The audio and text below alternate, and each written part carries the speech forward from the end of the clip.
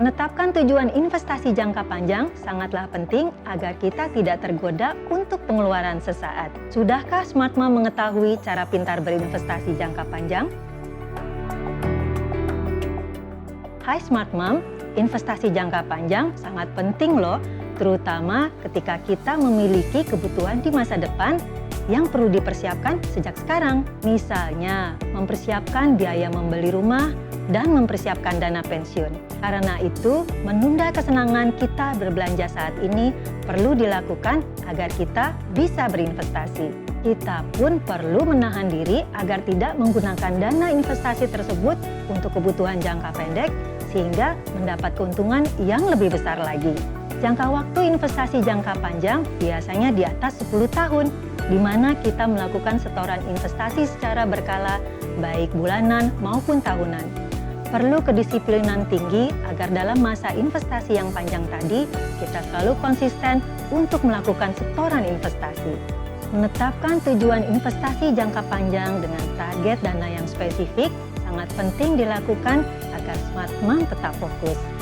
Sehingga Smart Mom tidak tergoda menggunakan untuk suatu pengeluaran yang bukan tujuannya.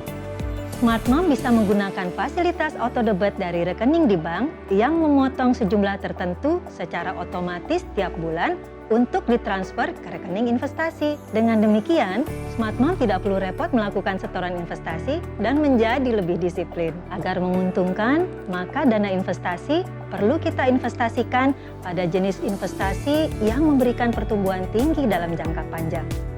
Jenis investasi yang cocok untuk jangka panjang seperti emas, properti, saham, atau reksadana saham. Satu hal yang perlu kita pahami adalah bahwa setiap kegiatan investasi pasti mengandung risiko dan tidak ada jaminan bahwa nilai investasi Smart Mom akan naik terus. Juga perlu diingat nih, bahwa semakin tinggi tingkat keuntungannya, maka semakin tinggi pula tingkat risikonya. Misalnya harga emas naik turun dalam jangka pendek mengikuti penguatan maupun pelemahan nilai rupiah terhadap dolar Amerika. Harga properti juga belum tentu naik loh dalam jangka pendek. Sementara nilai saham maupun reksadana saham setiap hari mengalami naik turun mengikuti permintaan dan penawaran di pasar modal. Namun demikian, walaupun naik turun dalam jangka pendek, kesemua investasi tadi dalam jangka panjang di atas 10 tahun mampu memberikan pertumbuhan yang tinggi. Untuk memulai investasi emas, saham, maupun reksadana saham tidak mahal kok.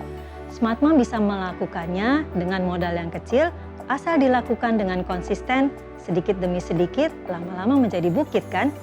Namun untuk investasi properti, Smart Mom tentunya perlu modal yang lebih besar lagi. Berinvestasi itu harus dilakukan dalam jangka panjang.